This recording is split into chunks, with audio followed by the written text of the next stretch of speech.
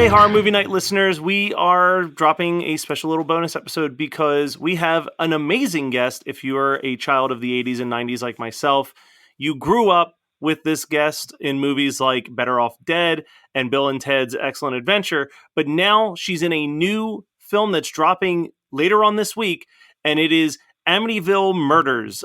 Diane Franklin, thank you so much for joining us. Thank you so much for having me on the show, Matt.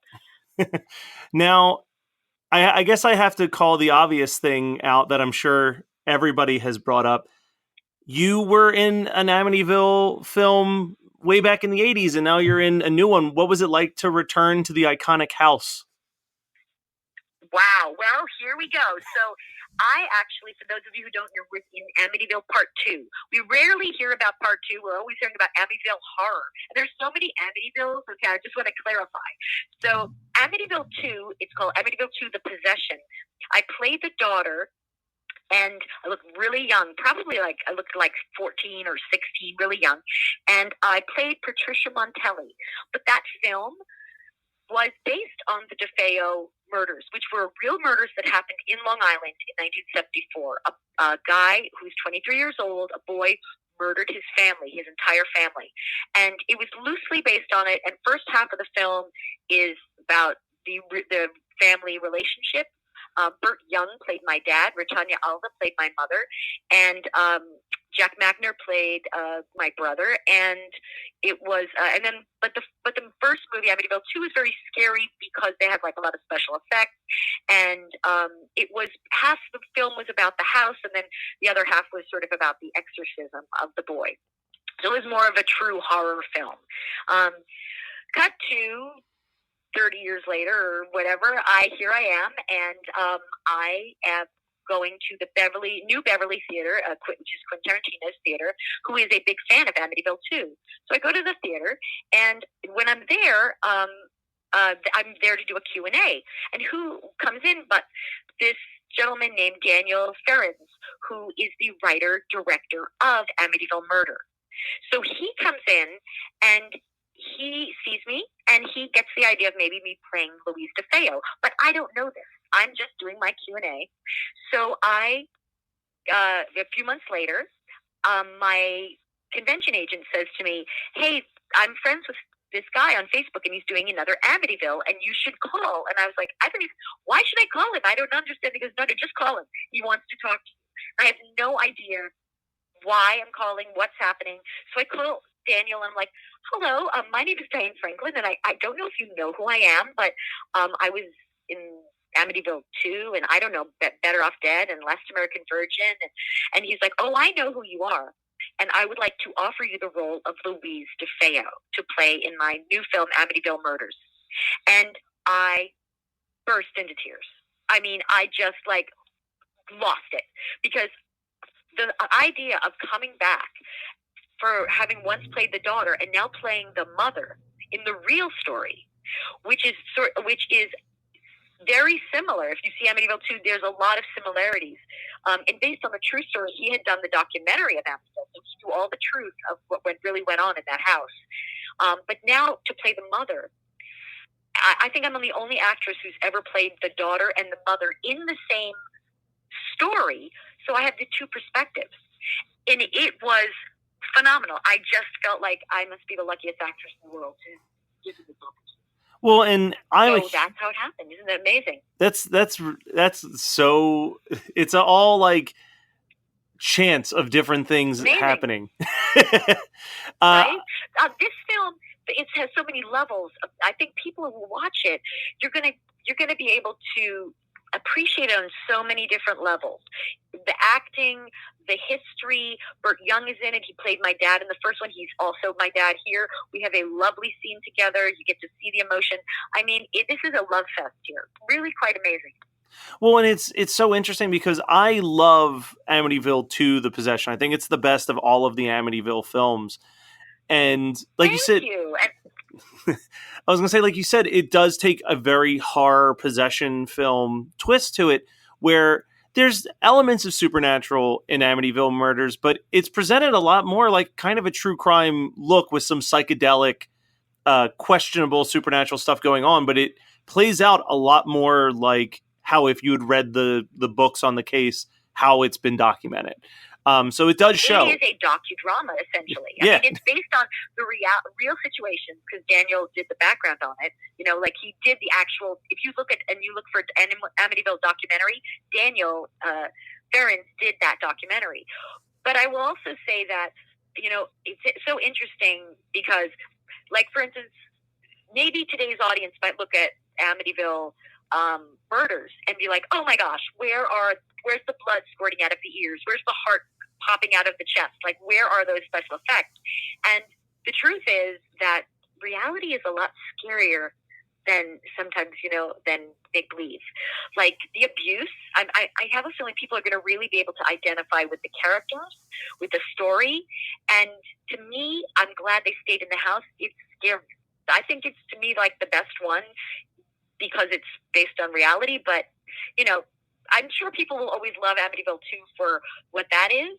But it's interesting. I think people are going to really appreciate it. Yeah, I mean, I don't want to spoil anything with the movie, but the final, towards the end of the movie, there's some chilling stuff. There's some actual news footage, and it really lays down the reality of what you watched in a heavy way. Yeah. And by the way, also that I believe for me, this is the best acting role in my entire career. Although some people might say, "Oh, I loved you as Monique," and I love that. Like I love like the '80s and my characters that I played there. But when you see this performance, I think you'll understand why. It is, I would say, my best performance. I would say that I might be beloved in other ones, but this one is. It's just great to see. I think, you know, from my early career to here, I think, you know, people really appreciate it. Well, and I think in this movie, as someone who's loved a lot of your early films, this film, I don't watch that movie and see Diane Franklin when I watch it. You know what I mean? Yes, I know, right? Thank you for saying that. I didn't even recognize myself in the film. Honestly, when I first saw my I went, I don't even recognize me, which I love.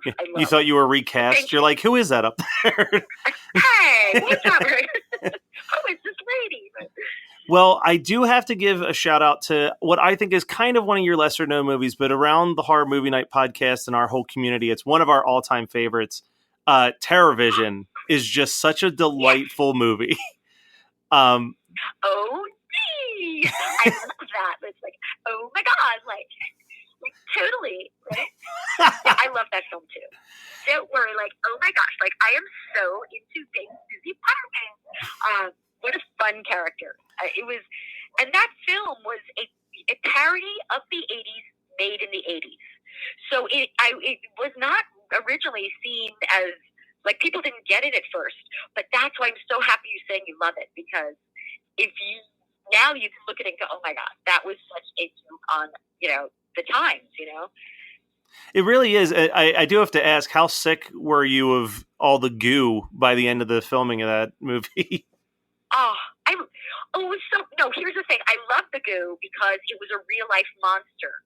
It wasn't CGI. Yeah. And that was there were people in that moving it, and I have to say, wow, what a fun thing as an actress to be acting off of something real as opposed to, as opposed to, so very fun. I enjoyed it.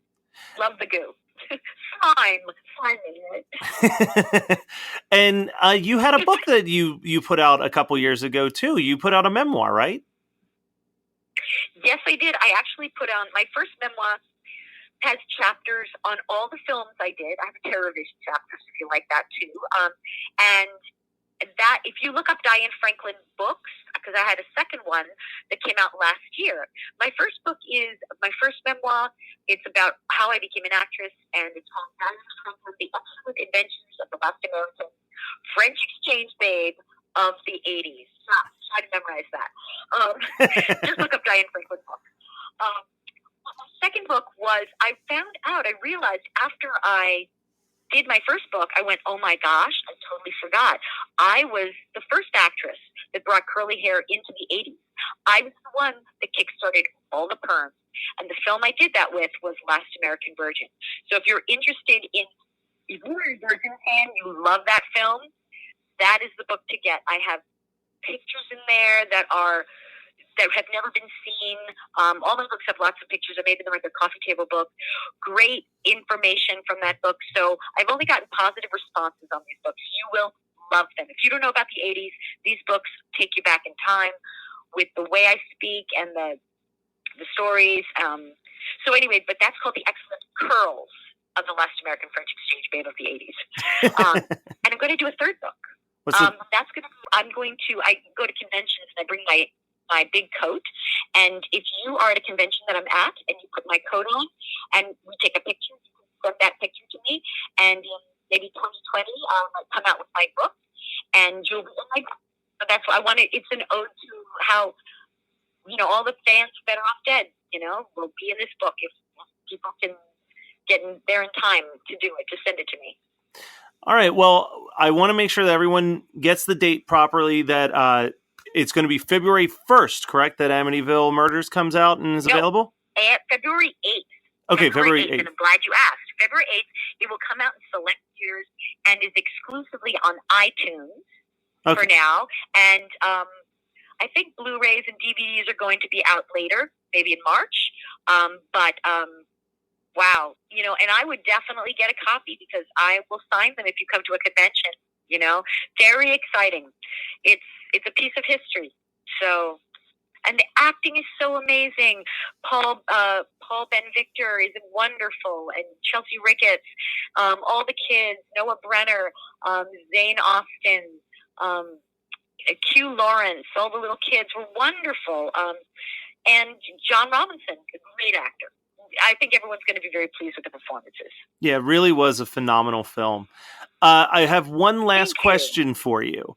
And that question is, of all of the films that you've done, is there a specific film that you feel like still hasn't really gotten its day in the sun that you want to take this opportunity to tell people to check out? Oh my gosh, that's so hard to say. Wow. I mean, if you haven't seen Better Off Dead, that's just a must. You must see it because I play Monique Jonot. I don't exist. I'm French, so I must say this. There is a film. I really love my work in this film. I think it is the best work I've done in my life. But I did do another film, and it is an art film. It's out now, but only at select art film festivals, and it's called The Final Interview. I would recommend that.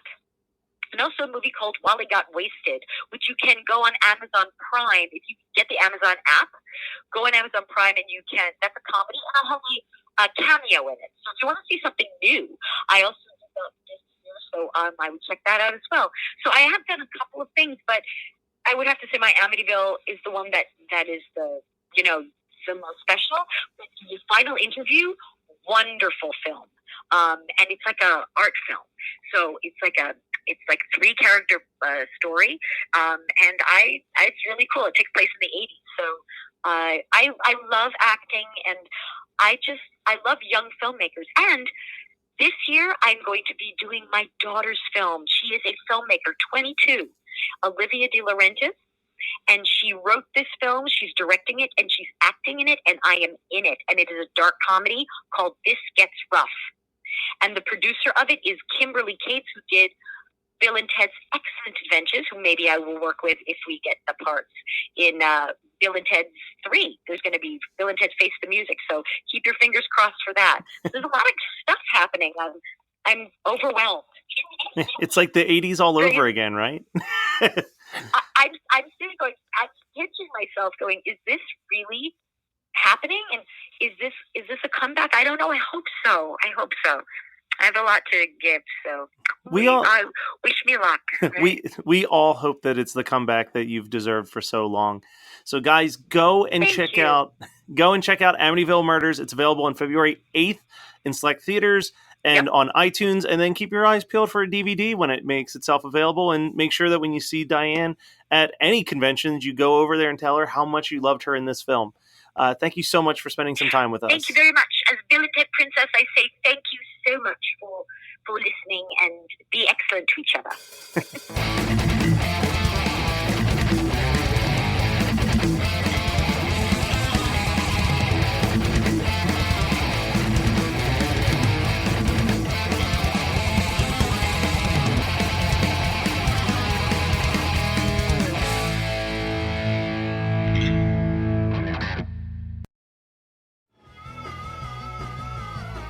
listening to the Geekscape Network.